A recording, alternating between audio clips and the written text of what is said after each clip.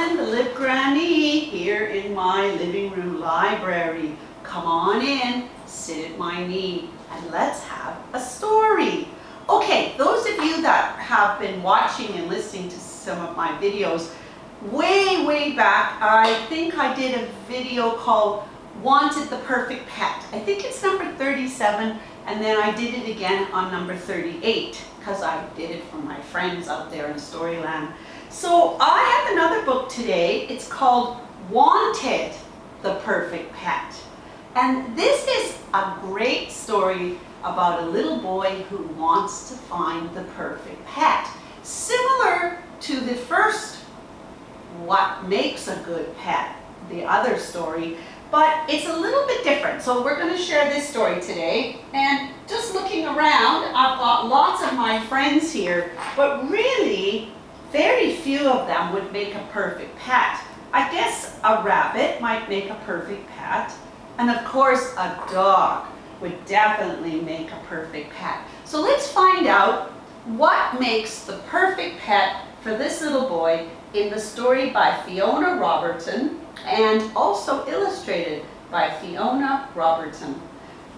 Wanted the perfect pet. Oh, we have a duck on the first page. Interesting. Chapter 1. Once upon a time, there lived a boy called Henry. Hello, Henry says. What Henry wanted more than anything else in the whole wide world, more than chips, or French fries as we call them in Canada, more than a cowboy costume, more than an all-expenses-paid trip to the moon, more even than world peace itself, was a dog. Did you hear that, dog?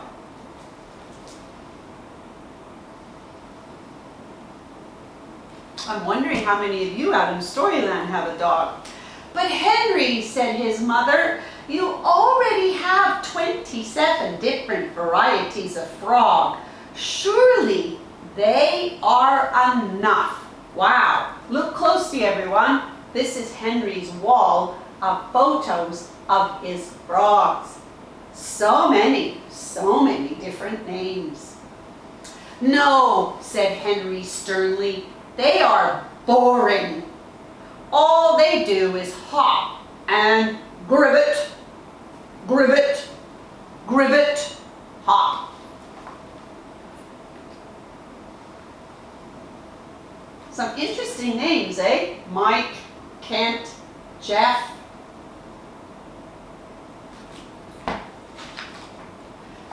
I want a pet with personality. I want a dog with floppy ears and a waggy tail and a soft, wet nose, and of course, a warm, furry tongue. Look, he's even drawn a picture of the dog and labeled it. A dog that can catch balls that I throw, that can learn fantastic new tricks, and that I can chase around trees. Because it's common knowledge, said Henry, that a dog is the perfect pet for a boy. Now, just because the main character in this story is a boy, it doesn't mean a dog isn't a perfect pet for a girl either. A dog can be a perfect pet for anyone. So he decided to advertise. He advertised this way. Wanted the perfect pet, also known as a dog. Must have waggy tail, floppy ears, a soft, wet nose, and a warm, furry tongue. Can't see dog's tongue. but I'm sure it's warm and fuzzy. Should be able to learn fantastic new tricks, preferably house-trained, meaning dog knows how to go to the bathroom. Apply in person to Mr. Henry, the Pond House, 24 Tadpole Lane, Little Ribblington. Maybe that's why he has so many frogs as pets. Or call 01-362-2341, evenings and weekends only. And then he waited.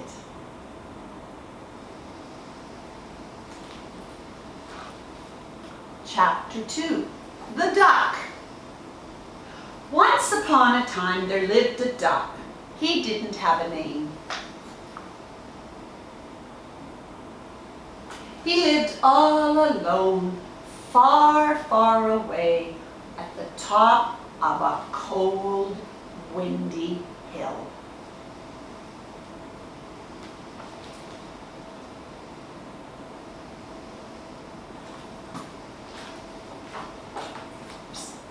Nobody ever wrote, nobody ever called, and nobody ever emailed.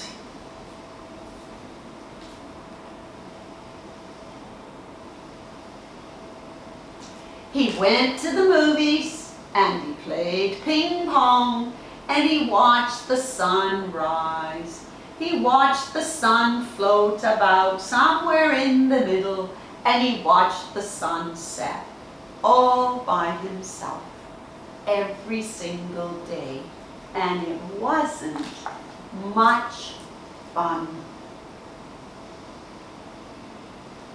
I think Duck is lonely. What do you guys think? But then, one day, he opened his paper and he saw wanted, the perfect pet. It was Henry's ad. Oh, I am not a dog, he thought. But if I was a dog, I could have a friend at last. A friend to have tea with, go to the movies with, and play ping pong with. A friend to watch the sun rise, the sun float somewhere in the middle, and the sun set.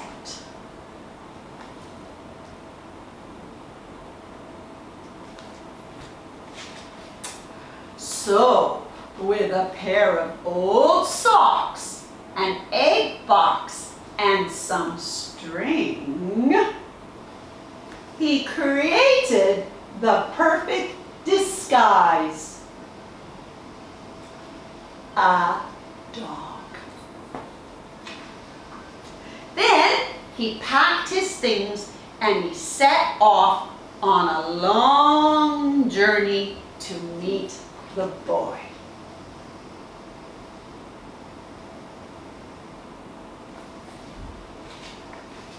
Chapter 3, The Discovery.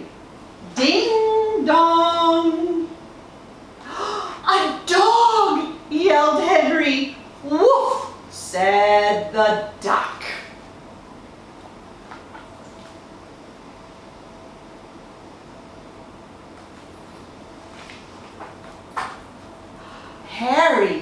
Henry had never been so excited. The duck had never been happier. However, Henry's dog wasn't very good at catching balls. A little bit like Snake in my video before. He wasn't very good at learning tricks. And when he chased Henry around the trees, he waddled, and he slipped, and he tripped, and his soft, wet nose, and his long, floppy ears, and his tail fell off.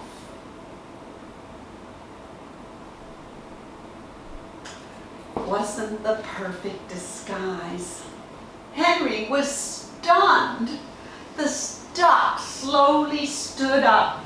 A single fat tear rolled down his beak and plopped on the ground in front of him. I am sorry. I am not a dog, admitted the duck. I am just a duck.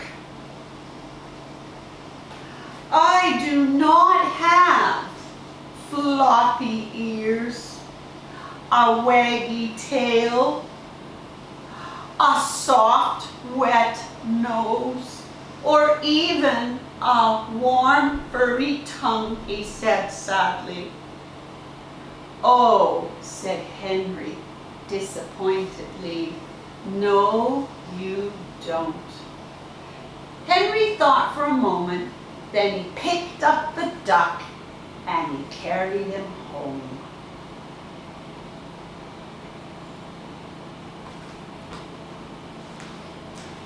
He gave the duck a nice hot bath and a cup of tea. He took down his enormous book of incredibly interesting things and he looked under D.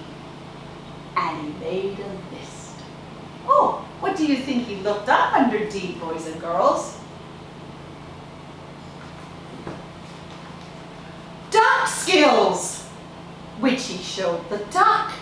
Can dive underwater and hold breath. Can fly.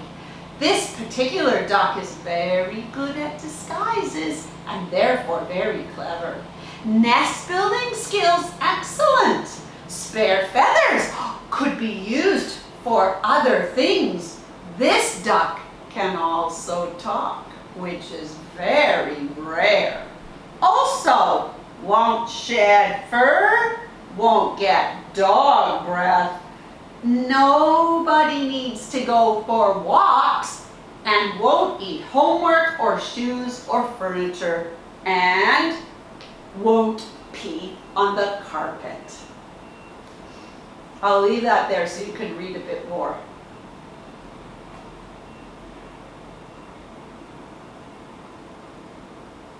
So, you might not be a dog, said Henry happily, but you are certainly not just a duck. In fact, you might just be the perfect pet for me. I shall call you Spot, said Henry. Quack, said Spot.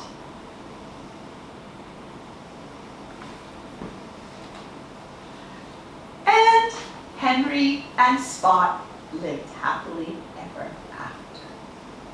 So, you never know when you read a story what is going to happen in the end. But Henry was such a nice boy. He really wanted a dog, but I think you guys figured out that in the end it didn't really matter as long as the pet was the perfect pet.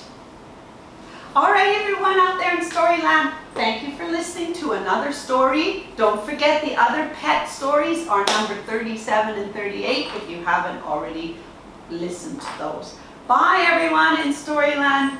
Be well.